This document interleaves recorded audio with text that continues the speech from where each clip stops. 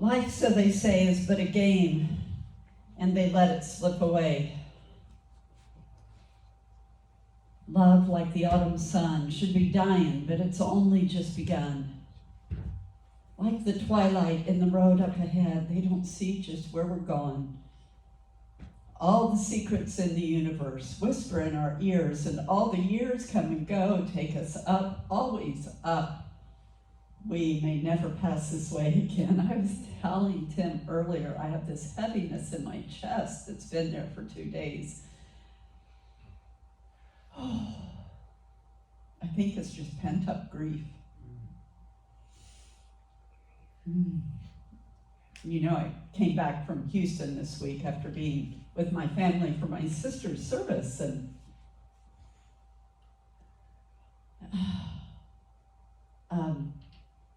didn't shed a lot of tears, but I think they're wanting to come. You're not helping any.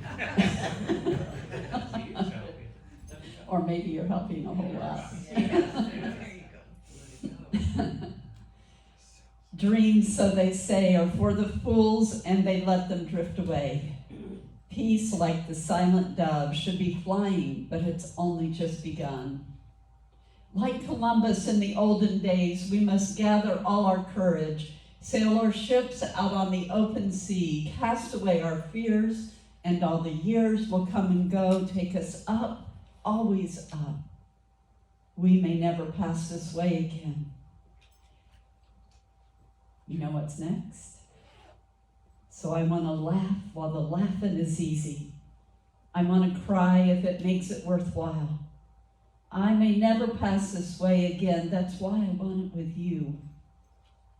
Because you make me feel like I'm more than a friend, like I'm the journey and you're the journey's end. I may never pass this way again. That's why I want it with you. Choose the you. Choose the you.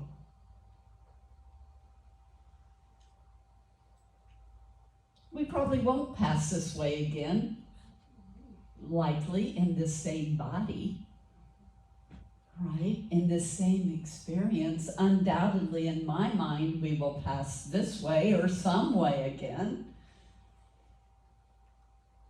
But I want to laugh while the laughing is easy. I want to cry if it makes it worthwhile. I want to live my life. Do you want to live your life? There is a story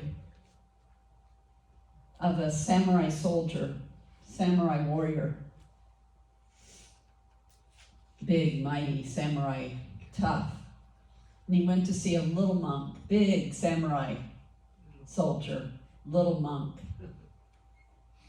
Monk, he said, in a voice accustomed to attention and obedience, teach me about heaven and hell. The monk looked up at the mighty warrior and replied with utter disdain, teach you about heaven and hell? I couldn't teach you anything. You're dirty, you smell, your blade is rusty, you're a disgrace, an embarrassment to the samurai class. Get out of here, go away. I can't stand the sight of you. The samurai was astonished. He was enraged, and he lifted his sword, and as he was about to bring it down upon the monk's head, the monk said, that is hell.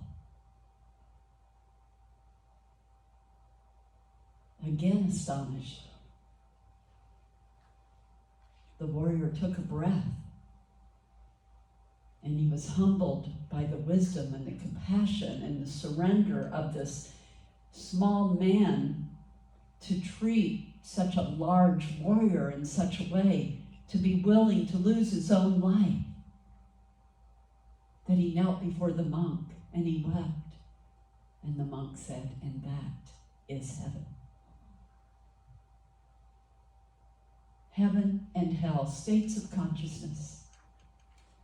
We get to choose whether we are in heaven or we are in hell. Yesterday, I was driving down the street here in town, and I was working on my talk. And I was telling the story to myself. And then a car in front of me seemed to forget how to make a right-hand turn. Instead of just making a right-hand turn, they were taking their time in remembering that the steering wheel actually moved to the right. And I went, oh my word, come on. And I went, and that is hell. And I just laughed. I just laughed. How quickly we can give our power away by just simple, innocent, really unnecessary things. I was in absolutely no hurry, right? But that ego part of us that just wants to do whatever it is that it does, and it wreaks havoc on us. And it wreaks havoc on the light of love in the world. The more that we stay in that consciousness of hell, we rob ourselves of being in heaven.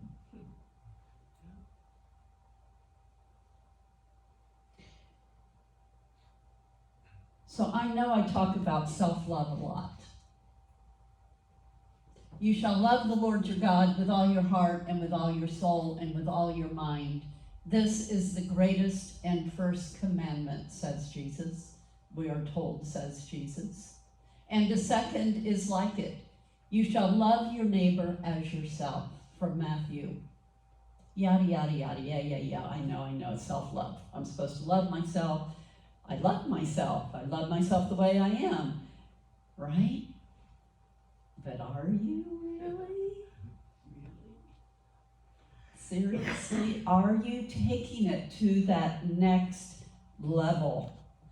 Are you truly giving yourself the gift of fully loving yourself? And therefore living in, and this is where the rubber meets the road, living in integrity with yourself.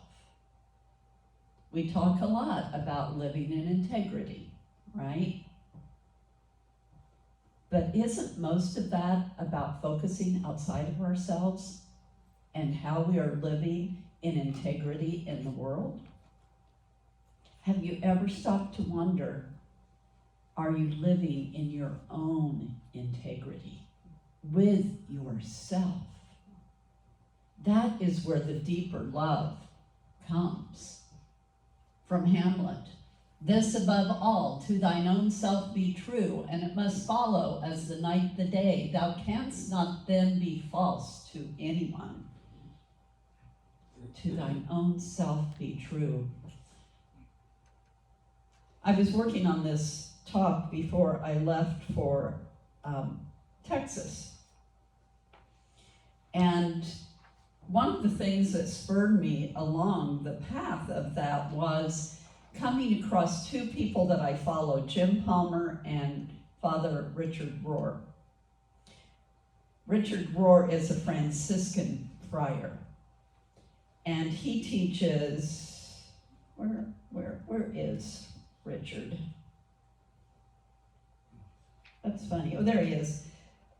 He's an ecumenical teacher, and he teaches how God's grace guides us to our birthright as being made of divine love. A Franciscan friar. Yes, he's a Franciscan, and the Franciscans and the Jesuits teach a very loving presence of God. But he actually teaches that divine love is our birthright. And we don't hear that in mainstream teachings.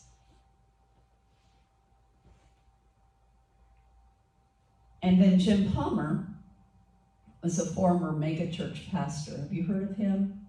There's I can't remember the name of the other man. He spoke at the Unity Convention a couple of years ago. But Jim Palmer was a mega church pastor. And one day he just walked away. And he went, I can't do this anymore. Everything that I'm teaching to him became very harmful to other people. And he is now he's the founder at the Center for Non-Religious Spirituality and the chaplain at American Humanist Association. Two teachers who have shifted how they teach in the world to a more inclusive teaching of original blessing, which I think is so very, very important for the world to get. That we are not born in original sin. We are born into original blessing. We are divine beings. I know every single one of you in this room know that. And the more we can live from that place, being in integrity with ourselves, believing the teachings that every spiritual master has taught, to be in complete integrity with the divinity and the divine oneness. So, I want to share with you Jim Palmer. Stop pleasing others at the expense of your own integrity. What I mean by integrity is not about good or bad, right or wrong, or what you should or should not do. The integrity I am referring to is about being true to your authentic and highest self. So what is your authentic and highest self? It's you owning, inhabiting, and expressing who you are most naturally. It's you aligning yourself with your values, convictions, and what most matters to you in life. It's you committing to cultivate your highest potentialities and possibilities.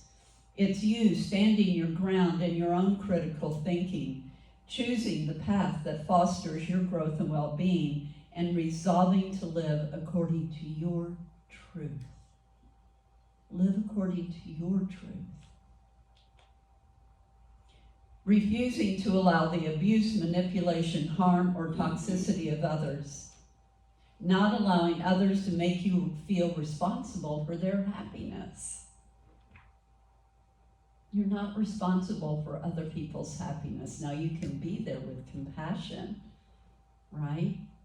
But each person has to live their life. It's not our role to go in and fix them. It is ours to show them the love and compassion and ask, how may I support you? I have two friends that are so good about doing that, and I with them. How can I support you?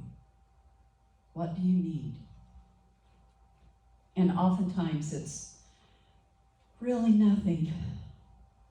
Just hearing me and loving me and knowing that I'm not alone. But not me taking on their problems or them taking on mine. It's affirming them for who they are. It's you believing in yourself and your ability to direct your own life, taking responsibility for doing your own personal and inner work. If others in your life want you to be someone you are not, you must surrender your impulse to keep living your life for them. You will have to let go of your need to take care of them emotionally or win their approval. That can be a big one for us, or some of us, maybe not you. You must be true to yourself. Authenticity must become more essential in your life than pleasing others and social acceptance. This is true integrity. To be true to yourself. Don't let other people get in your head and tell you what you should or should not do or how you should believe. Now, my prayer is, my hope is that you are always living a life of grace and not doing harm to yourself or other people. But when it comes down to it, you still get to choose your own heaven or hell, right? And yes, we need to be held accountable when things go off kilter and we get off the rails, right? But to find that true depth of your being, to be true to yourself. He goes on to say it's not necessary to pretend to agree with everyone. It's not necessary to take responsibility for how others feel. It's not necessary to apologize often. I was listening to a podcast, and I don't know who it was that was speaking, but they did a study of women. And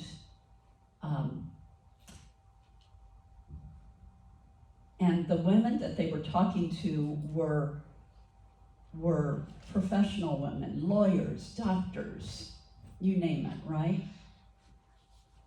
And talking to them about how often in the conversations and meetings they start off with, "I'm sorry." Now, I'm not a man, I'm a woman. I don't know how this works in the world of men, but I do know that in the world of women, no matter who you are or what your work in the world is, on a very large scale, women have been groomed to apologize. Stop doing that. Even if you do it within yourself. Edwin Gaines, I shared a video of hers in the E-Blast a couple weeks ago. Oh, she's such a magnificent teacher, and one of the workshops with her that I went to several years ago was, of course, an empowerment workshop, and she goes, "I am Edwin Gaines, and I am a woman of power, of passion, of purpose, of presence, of prosperity." And I have to say that at that time, and again, it was many, many years ago, probably 30 years ago, that was the first time that I heard that. At least in that way. I mean, I had read books, but to hear someone stand in front of us and be so clear in who they were, in who they are, because she is still that. Find that place where you can stand in the presence, in the power, in the purpose, and living that life of full prosperity, which is money and oh so much more, right? It's not necessary to feel uncomfortable if someone disapproves of you. It's not necessary to act like the people around you.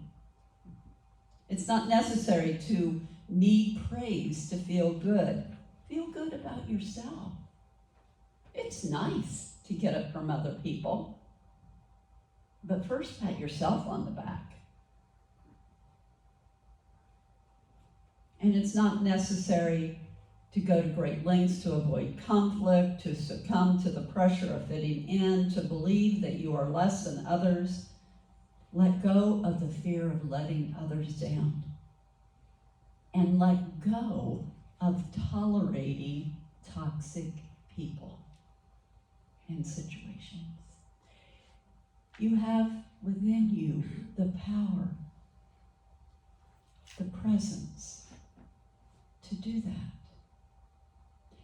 Whoever you are, and however powerful you are in your own being at this moment, I invite you to go deeper.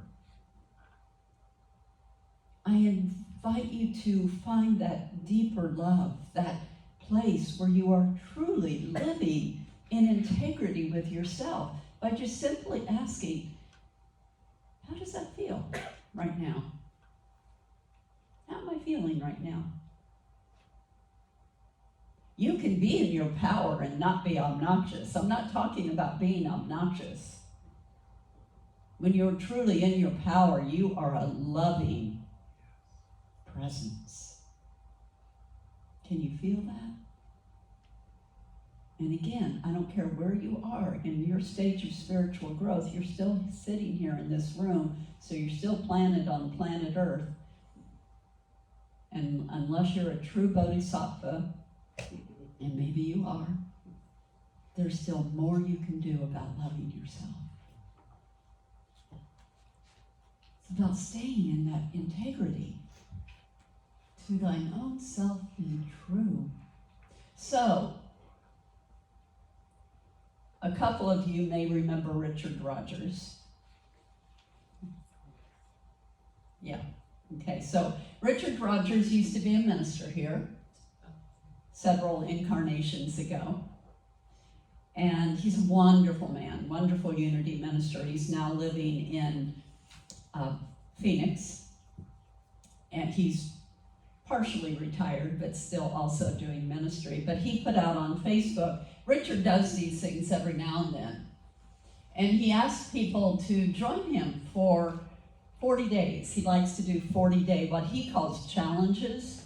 I don't like to call them challenges. Challenges make them, I know, right? It makes it sound like work. But an opportunity to step into affirming for yourself for 40 days. He started this on the 27th. You obviously could start at any time.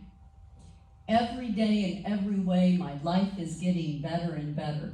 This is a tried and true unity affirmation that I learned probably from first time I stepped in a unity ministry.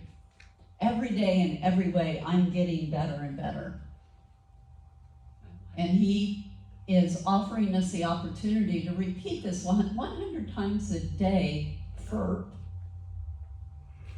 or from, I suppose that's supposed to be, 40 days.